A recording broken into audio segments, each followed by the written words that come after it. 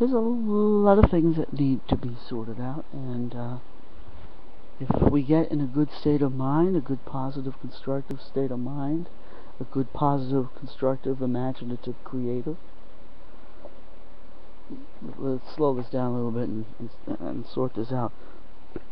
Positive, constructive, imaginative, creative. Well, I think I can shift those a little bit. I think that constructive and creative are like twins. They're like very similar, not exactly identical,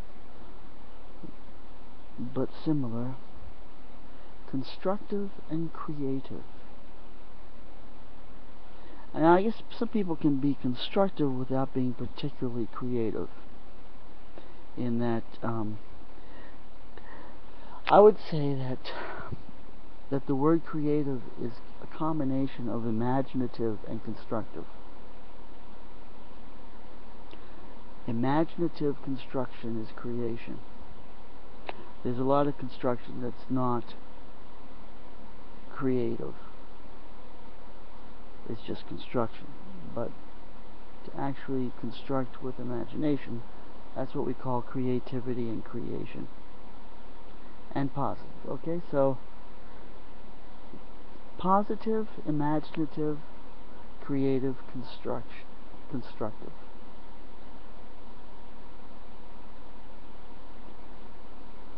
Positive, imaginative, creative, and constructive. I guess if you're not going to be positive, I guess you can be imaginative while being negative, but then it becomes a dark type of imaginative, and it becomes a dark type of creative.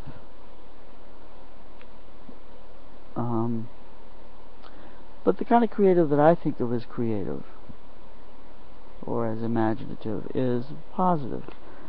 Anyhow, it seems pretty basic. Positive versus negative. Choose one. Why don't you have anything to think? Choose one, making you better feeling. Why don't you have anything to think? Choose one. Positive or negative. Making you better feeling. I think in general it's pretty obvious that choosing positive is more likely to make you better feeling. Choosing negative is more likely to make you worser feeling. That's sort of inherent in the concept of positive and negative. So anyhow, I'm Dr. Wayne Liver. I'm not going to be Dr. Wayne Dyer, I'm going to be Dr. Wayne Liver. And I've got my four steps to success are: be positive, be imaginative, be creative, and be constructive. Anyhow, back to the original topic. When you start thinking about all the things that are possible and necessary, all the things that we want to make happen, all the things we want to create, such as, for instance, I'm going to say electrical cars. Electrical cars is something that we need to create, but because it's a positive step. Having cars run on electricity rather than burning gas is a positive rather than a negative thing. I would say between a car running on clean electricity and a car running with burning gasoline, the electricity, aside from other issues about how the electricity is produced, on its own merits, the electricity is more positive. The gas combustion engine is more negative, because it spews pollution into the air and makes a lot more noise. Another thing about for whatever reason, these electrical automobile and motorcycle and bicycle motors seem to be extremely quiet.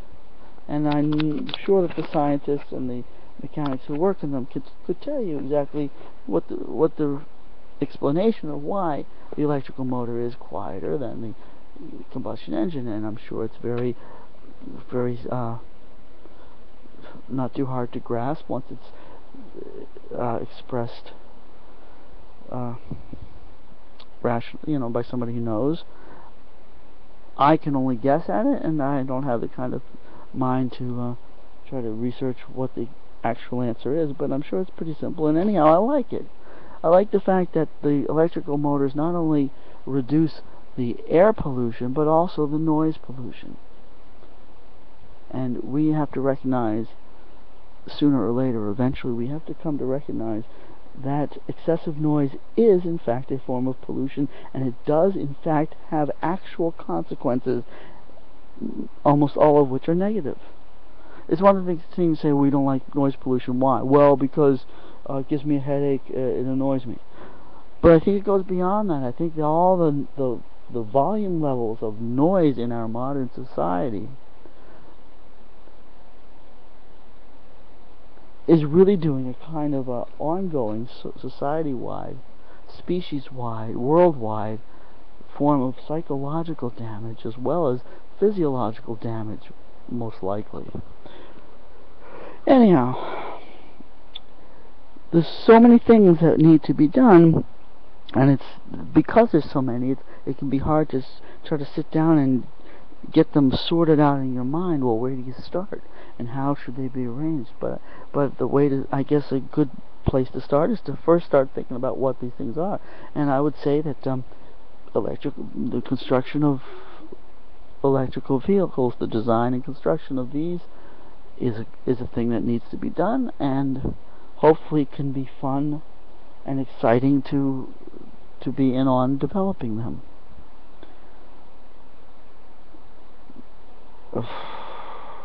And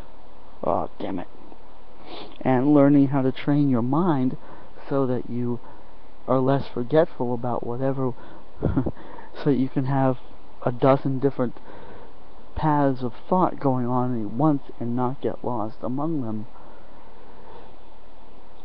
So that would be fun. But I was thinking about the automobiles and the electrical engines. Damn it! How creative to be creating the. Oh yes, the other. There we go. That's good.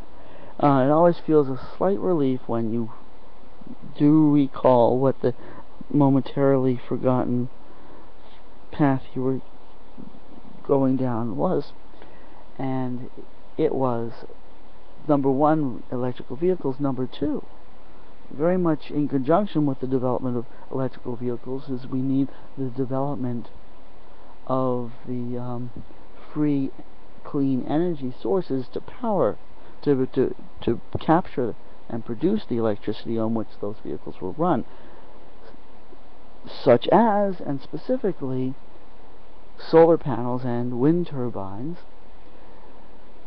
So that, let's say you have your garage in which you keep your electrical car, well, the roof of that garage should be covered in solar panels to make that garage into an overnight charging station where you plug in your car as soon as you get home, and it charges with all the stored electricity in the batteries that have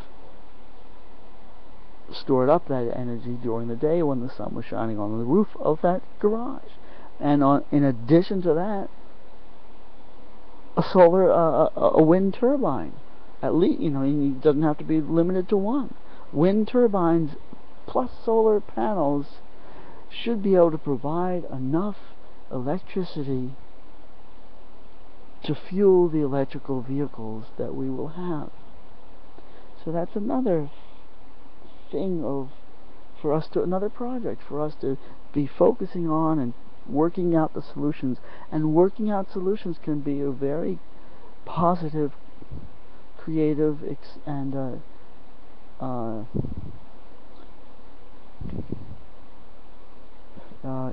exciting, and what's the other word? Like inspiring, motivating. Let's just say stick with motivating. It can be exciting and motivating to have projects that you're working on to develop, and whatever what I just said. So I think 10 minutes of rambles is plenty for a ramble. I think 10 minutes is really plenty for a ramble, and let's stop.